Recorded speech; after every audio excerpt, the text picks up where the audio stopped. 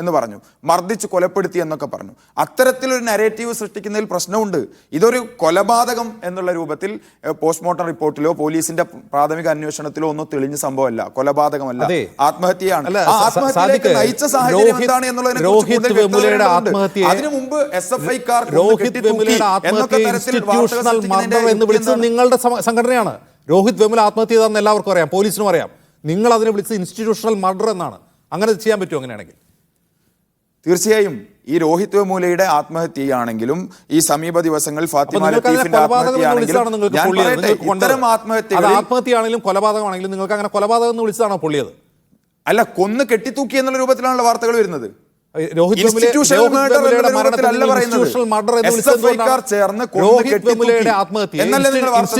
Murder എന്ന് നിങ്ങൾ വിളിച്ചത് എന്ത് യുക്തിയിലാണ്? ഇൻസ്റ്റിറ്റ്യൂഷണൽ മർഡർ എന്നുള്ള നിലയ്ക്ക് നമ്മൾ പറയുന്നത് ആ ഭരണകൂടം അല്ലെങ്കിൽ ആ വിദ്യാഭ്യാസ സ്ഥാപനത്തിന്റെ അഡ്മിനിസ്ട്രേഷൻ ആ വിദ്യാർത്ഥിയെ ജാതീയമായും മറ്റും പീഡിപ്പിച്ച് അതിലേക്ക് തള്ളിവിടുന്ന സാഹചര്യം SFI ഇവിടെ ചെയ്തത് ആ യുവാവിനെ മരണത്തിലേക്ക് തള്ളിവിടുകയാണ്. എന്തിന്റെ അടിസ്ഥാനത്തിൽ പറയുന്നു? നേരിട്ട് നടത്തിയ മർദ്ദനം, SFIയുടെ ഭാരവാഹികൾ നേരിട്ട് നടത്തിയ മർദ്ദനം. ഇതിൽ നിലവിൽ ഇൻസ്റ്റിറ്റ്യൂഷണൽ മർഡറാണോ ഫാഷിസമാണോ ആൾക്കൂട്ട കൊലയാണെന്ന് നിങ്ങൾ വിശേഷിപ്പിച്ചാൽ മതി. ഇതിൽ അറസ്റ്റ് ചെയ്യപ്പെട്ട എല്ലാവരും SFI-ക്കാരാണെന്നാണോ നിങ്ങൾ പറയുന്നത്? ഒരു കൂട്ടം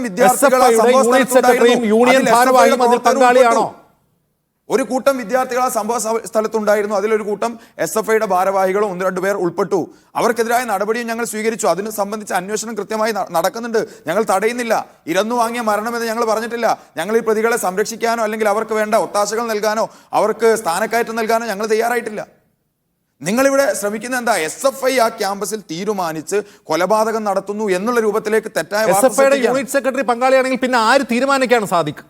SFI-യുടെ യൂണിറ്റ് സെക്രട്ടറി കേസിൽ പ്രതിയാണ്. അയാളാണ് ആ സെക്രട്ടറി എന്ന് പറഞ്ഞാൽ യൂണിറ്റിന്റെ നേതാവാണ്. അയാൾ ഈ കുറ്റകൃത്യത്തിൽ പങ്കാളിയാണെങ്കിൽ പിന്നെ SFI-ക്ക് പങ്കില്ലാതെ പിന്നെ ആർക്കാണ് പങ്ക്? KSU-വിനാണോ? ഈ വാർത്ത പുറത്തു വന്ന ഈ ദിവസത്തിനുള്ളിൽ മീഡിയ വണ്ണിന്റെ ഏതെങ്കിലും പ്രതിനിധി ആ ക്യാമ്പസിൽ പോയിരുന്നോ? ഏതൊരു സംഭവം ഉണ്ടാവുകയാണെങ്കിൽ സ്വാഭാവികമായിരുന്നു. അവിടെ പോയിരുന്നു. ഞാൻ അതുകൊണ്ടാണ് ചോദിക്കുന്നത്. അവിടെ വിദ്യാർത്ഥികൾ സംസാരിക്കാൻ പോലും ഭയക്കുന്നു. അതാണ് ഞാൻ മുകളിൽ എഴുതി കാണിക്കുന്നത്. ഭയം ഭരിക്കുന്ന ക്യാമ്പസുകൾ. അവർ മിണ്ടുന്നില്ല.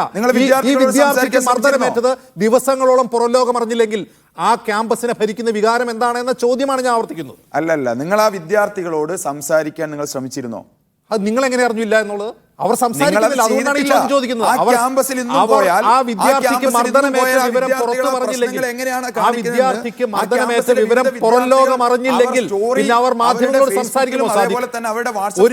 തങ്ങളുടെ കൂടെ പഠിക്കുന്ന ഒരു സഹപാഠിയെ മർദ്ദിക്കുന്നത് കണ്ടിട്ട് അത് പുറത്തു പറയാൻ ഭയക്കുന്ന വിദ്യാർത്ഥികൾ പിന്നെ മാധ്യമങ്ങളോട് സംസാരിക്കുമോ?